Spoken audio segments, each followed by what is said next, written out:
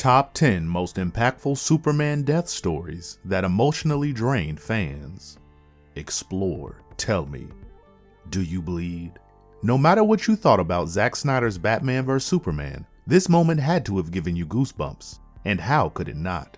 Superman is the original comic book superhero. He's the Man of Steel whose eyes can flatten bullets upon impact. He's the Son of Krypton who possesses powers comparable to some of DC's strongest cosmic beings.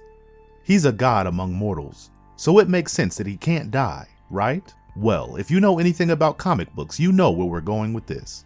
DC Comics made a fortune off 1993's The Death of Superman storyline, with Superman Volume 2 Issue 75 selling 6 million copies worldwide. But that's not the only time Kal-El has died. Across his 84-year existence, Superman has undergone many changes, from chilling out about defending the American way to coming out as bisexual. But the one thing that never fails to resonate with DC fans is his demise. These are the top 10 most impactful Superman death stories that left fans emotionally drained, explored.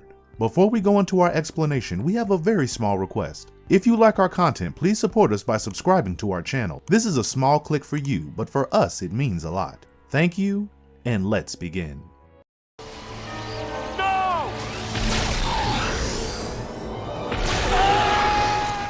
Toyman kills Superman. Hereafter Part 1 and 2.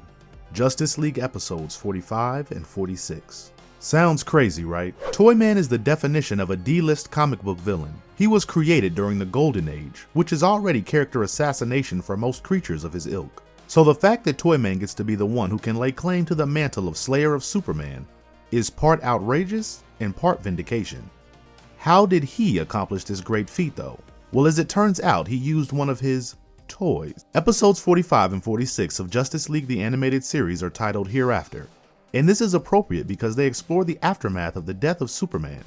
Not the storyline, just the general event. Part 1 opens with a ragtag group of supervillains discussing how to best get rid of the Son of Krypton, after the humiliation they faced at his hands over the years. These 5 nefarious schemers seal their unholy alliance by stabbing a knife into the Superman symbol, a neat reference to the Superman Revenge Squad, though they're never named as such. Nevertheless, Livewire, Caliban, Metallo, and the Weather Wizard have a plan. They will attack Metropolis to draw out the Justice League in a feint attack, while their real target approaches the city to save it.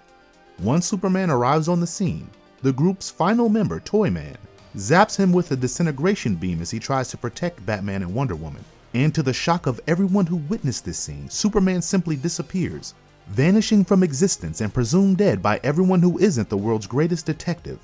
Operating on the belief that Kal-El is no more, the League, minus Batman, arranges a funeral for the Man of Steel. Even Lex Luthor attends it, saying that he will miss his greatest enemy as well, while comforting a broken Lois Lane. Meanwhile, the villains of Metropolis have a field day now that their biggest threat has been taken care of, and the Justice League flies into action. They manage to eke out a victory thanks to Lobo's rapid involvement and contemplate an existence without Superman. The ending of this episode mirrors the events of Action Comics issue number 30, as we see Kal-El very much alive but displaced in time and living on a planet under a red sun. Part 2 explores his journey back to the past with the help of a repentant Vandal Savage. And we know that that technically means he didn't die, but it doesn't take away from the fact that because of Toyman's actions, humanity ended in Superman's absence. Hereafter is emotionally charged and almost primal in its depiction of the world and its belief in the Man of Steel, which makes it one of the best Superman deaths to have ever happened on screen. 2. Superman Prime kills Superman. Infinite Crisis issue number 7. We have to hand it to Geoff Johns. He manages to squeeze out darkness and evil from even the purest of souls. Jerry Siegel created one of the most iconic warriors of truth, goodness, and humanity in Superman. But what Johns was able to accomplish with Superboy Prime was spine-chilling, in that it was a true glimpse into what would happen if Superman decided that he was going to be the end-all be-all of everything in DC. As it turns out, that also involves the killing of one of his fellow Supermen. See, Superboy Prime came from a universe that was supposed to represent ours, where superheroes like Batman and Superman were comic book characters, not real people. And for 15 years, Clark Kent thought the same thing.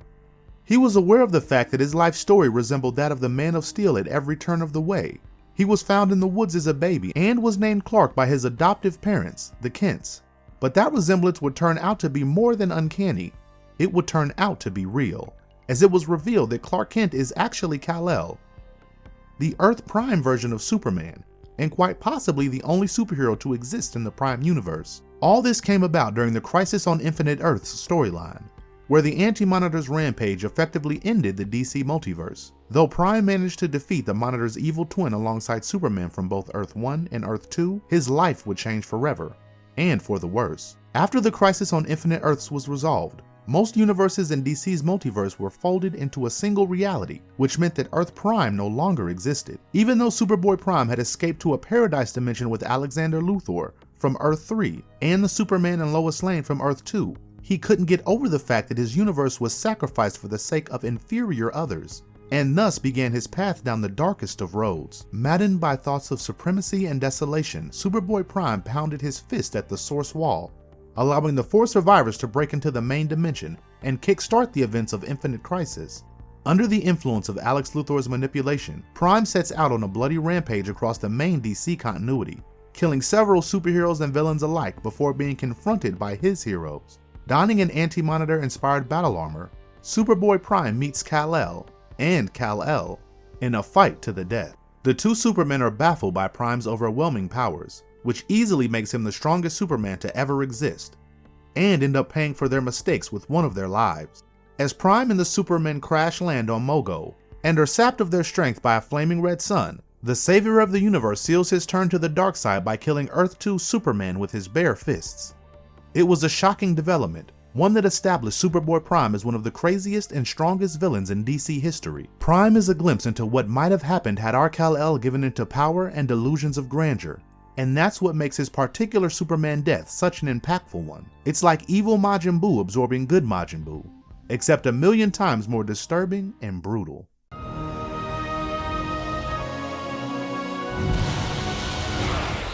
Three, Superman lets his planet, family, and himself be obliterated for greater good. Justice League Unlimited Episode 2. What does the man who has everything want for his birthday? A lavish birthday party? A brand new species of roses bred in his honor?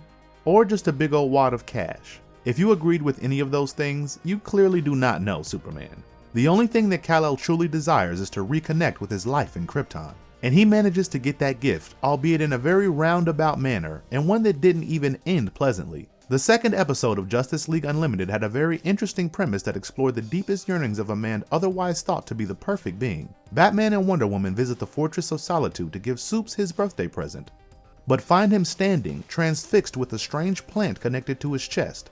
While they try to figure out what's wrong with the Man of Steel, the episode switches perspective so we can see exactly what's going on in Kal-El's mind. And it is a deeply tragic scene. See, for all of his humanity and his love of mankind, the irreplaceable truth remains that Superman is an alien. He came to Earth from a distant planet, a planet he has never known, and while he is grateful for his life on Earth, he cannot help but wonder how things would have been had Krypton not been destroyed. Turns out the plant on his chest transported his mind to a world where that was exactly the case. In this reality, Kal-El finally has the life that he always wanted. He's married to a Kryptonian woman called Loana, and lives on a small farm with his family. His ever-faithful pet Krypto is there, and so is Brainiac, whom Superman thinks of as his family's personal AI system. And then there is Van-El, Supes' baby boy and his pride. It's like everything is almost too good to be true for Kal-El, and when he visits his father Jor-El, he realizes that it is. Jor-El has become a dejected recluse, shut off from the rest of the world after his warnings about the destruction of Krypton turned out to be false. That is when Superman starts realizing the truth of the world he was in currently. It was all fake. His memories start rushing back into his mind, and Superman is wizened up to his situation by best friend Bruce Wayne, who was desperately trying to get Clark to snap out of his trance. Kal-El realizes that he will never have the life that he wanted to have on Krypton, and so tearfully bids farewell to his family and his home once again, as the Black Mercy is pried off of his chest, ending that world and his existence in it. It's a rare glimpse into the most vulnerable part of Superman's conscience. We've seen him argue on behalf of humanity, fight for humanity, and even die for humanity, but we've never seen what he truly desires. To see that, and then to see it taken away, created one of the most impactful moments from Justice League Unlimited, period. You've lost everything. No, I beat you. 4. Death of Superman in DC Universe Online. This is what would have happened if DC's Elseworlds decided to go full Mad Max Fury Road. DC Universe Online is a free-to-play multiplayer action game with an original story written by DC legend Geoff Johns. And in true Johnsian fashion, it opens with the bleakest image of humanity possible and a Lex Luthor voice, so you already know whatever is about to happen isn't going to be good news for Supes. And as Lex's story continues filling your ears, your mind can't help but be gripped by the haunting duality of rage and fear. Sometime in a not-so-distant future, the head of LexCorp decided that he'd had enough of subtlety and took himself off the path of indirect sabotage and embarked on a quest of direct and total elimination of his lifelong enemy. So he put together a team of every supervillain on the face of the earth, all in the name of eradicating superheroes for good. After weeks of catastrophic confrontations, both sides had suffered heavy casualties, but the big hitters remained, and as long as they were alive, Lex wouldn't be satisfied. Superman had been fighting on the front lines tirelessly and took a break to recharge his powers. That's when the evil mastermind struck his final blow on the Kryptonian. And it was deliciously cerebral as well. Luthor managed to subdue the remaining members of the Justice League, going as far as beating Wonder Woman into submission, dealing blows that would ultimately lead to her demise. In her final moments, Diana calls out for Kal-El, who arrives on the scene with fury burning in his eyes. Superman swats Lex aside and promises to kill him before cradling Diana's body in his arms. That was his biggest mistake. Luthor had filled her mouth with kryptonite pellets to trap the Man of Steel by exploiting his greatest weakness, compassion and a glowing green rock. What followed was probably the most shocking death of Superman, as Lex impaled him with the kryptonite-tipped spear and declared that man had finally triumphed over God, and that he, Lex Luthor, was the one to finally beat Superman. Within the first 6 minutes of the game, the Justice League lost their strongest member, making DC Universe Online's opening one of the grimiest and most seismic video game opening sequences in Superman deaths of all time. 5. Superman dies at the hands of Khyber. Superman Volume 1, Issue number 658. Wait a second, is that Al Mualim from the groundbreaking video game franchise Assassin's Creed who's trying to kill Superman? Oh wait, never mind, it's just the guy he was probably modeled after. The Superman Camelot Falls storyline was a particularly intriguing read for longtime fans of the Man of Steel, especially when you consider the fact that this is a story not about Clark Kent's King Arthur, but his Camelot, aka Planet Earth. Being a hero is a tale of righteousness, the victory of good over evil and doing the right thing. But what happens when the right thing is paving the path for destruction as opposed to reconstruction? That's the question that a time-traveling Arion posed to Superman when he encountered the Man of Steel to give him a warning about his meddling with crisis events. When Supes failed to understand how doing the right thing could lead to something worse, Arion explains that sometime in order to survive, a civilization needs to fall into nothingness. Resisting that only brings sorrow, as Arion learned to his personal misfortune.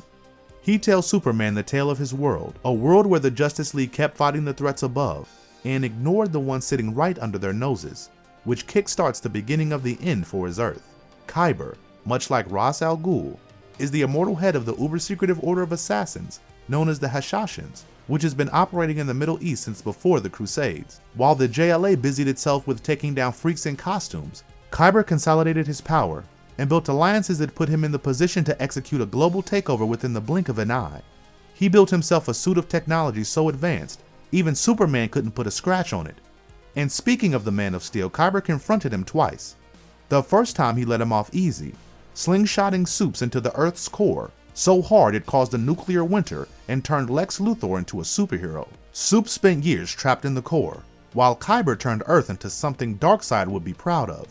A dystopia with ashy skies, smoldering roads, and hope nowhere to be found. Then, in 2014, the world lost hope entirely when Khyber killed Superman in outer space. Over the years, both Lex Luthor and Lois Lane would die and be buried beside Clark's grave, which really makes you think whether saving something that is beyond repair is even worth it in the first place. Camelot Falls is an extremely philosophical read that makes you, the reader, question not just Superman's role in the DC universe, but also the society you live in, making it one of Kal-El's most meaningful deaths, even if it is retconned.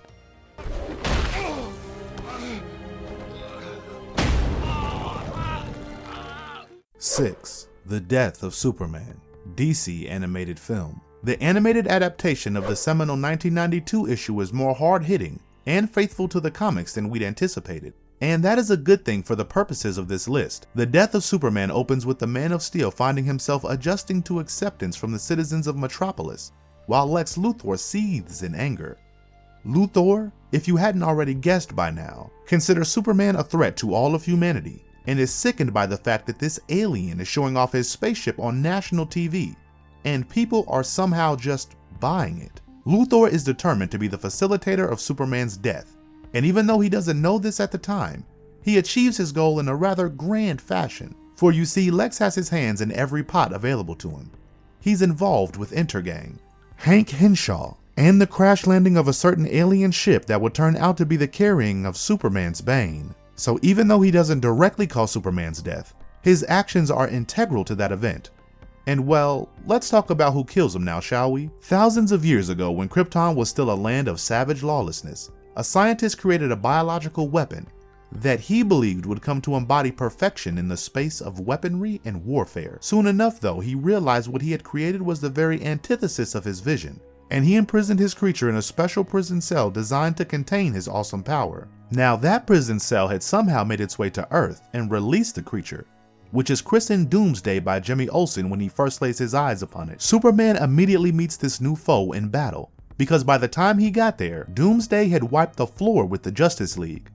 Their epic battle raged across the United States, with the final round ending in Metropolis, where both adversaries strike each other dead. But while Doomsday's death counts as a victory in the DCU's books, it is overshadowed by the fact that it was able to do the unthinkable and actually kill Superman. This was the first time that the Man of Steel was definitively killed by someone, and the fallout of his death is dealt with beautifully in this film. It reminds you why Superman is a symbol to the people of Metropolis in the first place, and that kind of impact stays with you.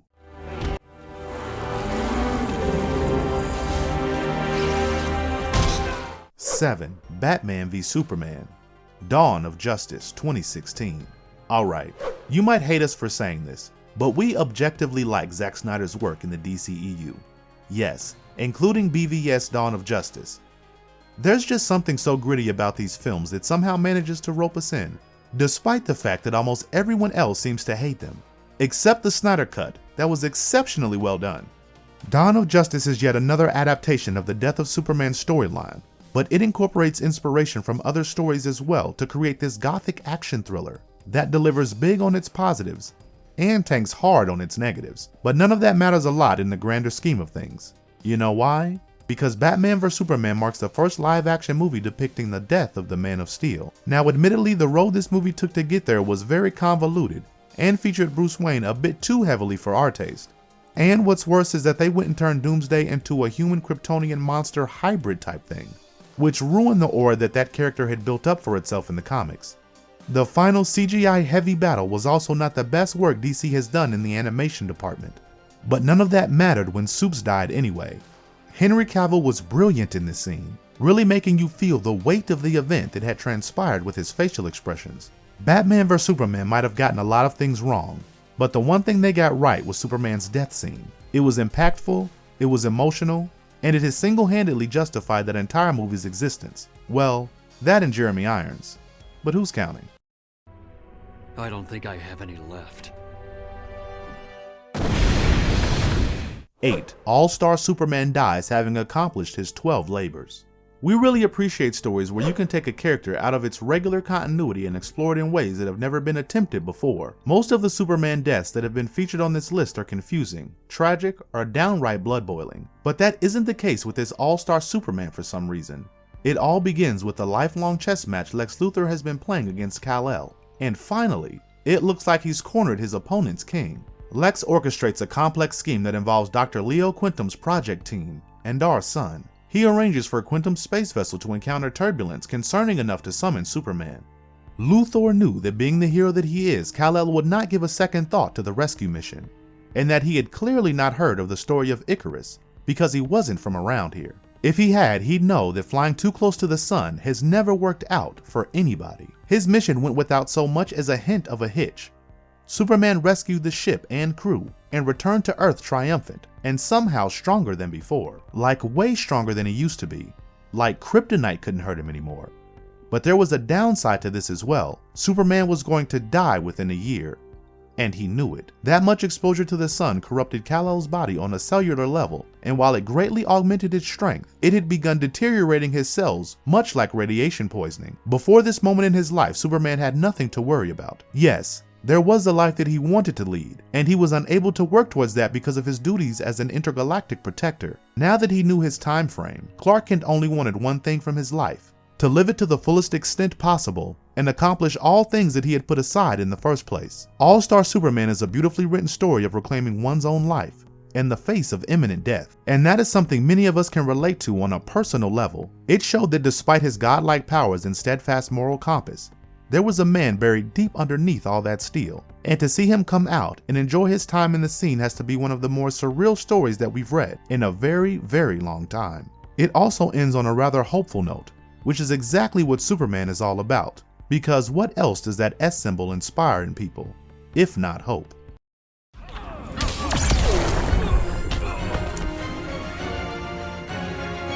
Darkseid. 9. Darkseid finally kills Superman for good. Injustice 2. Man, did the Injustice franchise have some wild highs and lows. They turned Superman into a dictator, and actually managed to get a decent story out of it. That was a high. They turned Kara Zor-El into his replacement, but she didn't really do a lot as Supergirl. That was a low. Brainiac got his moment in the sun. That was a high. But then all the time travel stuff made the timeline way too convoluted to enjoy. That was a low. But the biggest high of highs from that franchise has to be when you finish the multiverse mode with Darkseid, because the Lord of Apocalypse manages to accomplish something he's been chasing after his entire life, and he does it in a single panel, with soul-crushing authority. After eradicating Brainiac from existence with his Omega Sanction, Darkseid decides to finally rise up and claim the Earth as one of his slave worlds. And you gotta understand, it wasn't just because Darkseid loves conquering worlds, although that was his main motivation. Supes killed Darkseid's baby boy, and that isn't something he could simply let slide. So after he dealt with the Kolian genius, the new god arrived with his apocalyptic armada to take over the Earth and execute his revenge on Superman for killing Kal-El. If Darkseid from the comics was half as powerful as he was in Injustice, maybe he wouldn't have a Man of Steel today, because in a single screen cap, Darkseid burned Superman out of existence with his Omega beams. But that wouldn't be enough for the Lord of Apocalypse, after all the slights that Kal-El had flung upon his family. So he turned Kal-El's family against him. Darkseid captured, tortured, and mentally broke Kara Zor-El into becoming his thrall and a replacement for Granny Goodness. He also created a brand new breed of parademons, this time using Superman's DNA, so they would come out stronger, faster, and more durable than ever before, with a host of amplified abilities that made them the most effective death squad in the history of the cosmos. This isn't one of those deaths where the impact is more cerebral and emotional and drawn out over a period of time, with a triumphant return at the end. It is brutal, cold-blooded murder, and probably the most chilling Superman death we've seen occur on screen.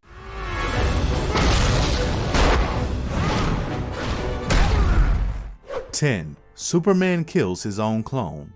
Superman Red Sun. Hot dang, we didn't know that Superman could pull off a Russian accent like that. And now that we've heard it, we're kinda mad that the Red Sun isn't the main continuity Superman. But maybe that's just my alternate dystopian reality-loving brain talking.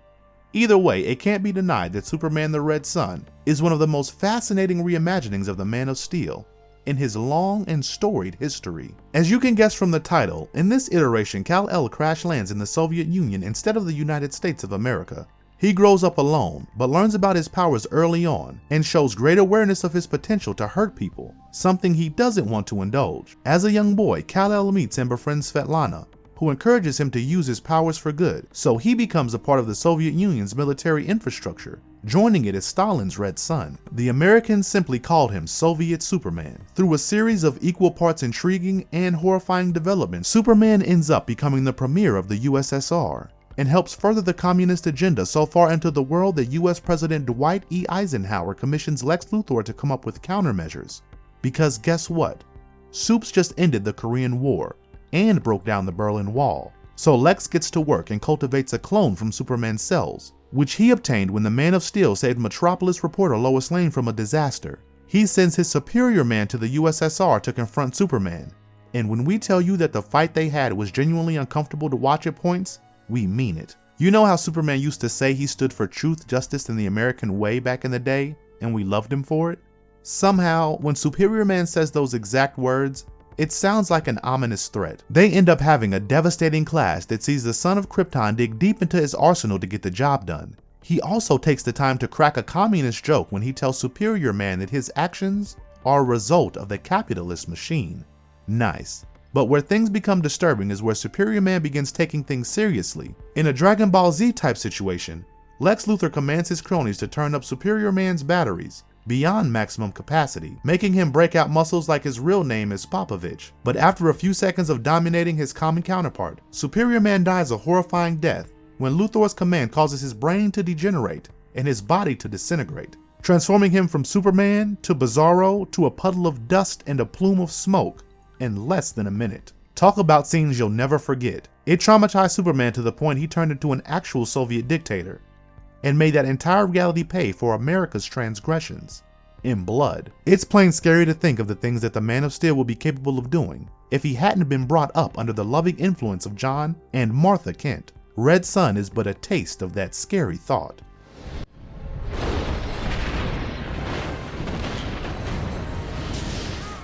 There's a saying in the comic book world, never say never. There's nothing that cannot happen in the world of comics. A calendar-based criminal can become a critically acclaimed serial killer, a bat can become a god, and even gods die in all the legends. Superman is undoubtedly the greatest godlike figure in DC, to the point that his actions led to the creation of our planet in DC continuity, aka Earth Q. But here's the thing, Superman isn't just a hero. He's the first superhero. He's the one who made superheroes a mainstream thing in pop culture, and his death, however it might end up happening, is a seismic event. We mentioned the sales figures for Superman Volume 2 number 75 at the start of this video. What we didn't mention at the time was that the kind of press that issue got even before it was released. Because the death of Superman was a global news piece, DC managed to create a massive buzz for themselves by announcing they were going to kill off its biggest superhero character. Sure, they introduced like 4 new candidates for that mantle in the same issue, but the fact remains that Superman's death brought our world together, for real. Whenever something happens to Supes, no matter how big of a comic book fan you are, you feel hurt, you feel emotional, you feel the weight of his absence. That's a connection very few characters have been able to establish with the audience. And we would love to think that it was this connection that inspired Jerry Siegel to give his seminal creation such a simple yet powerful name. Because after all, it isn't a bird or a plane zipping through your night sky and keeping you safe, it's Superman. And if you liked our content, don't forget to leave a like and subscribe to us if you haven't already. Have a good one and be safe. Thanks everyone.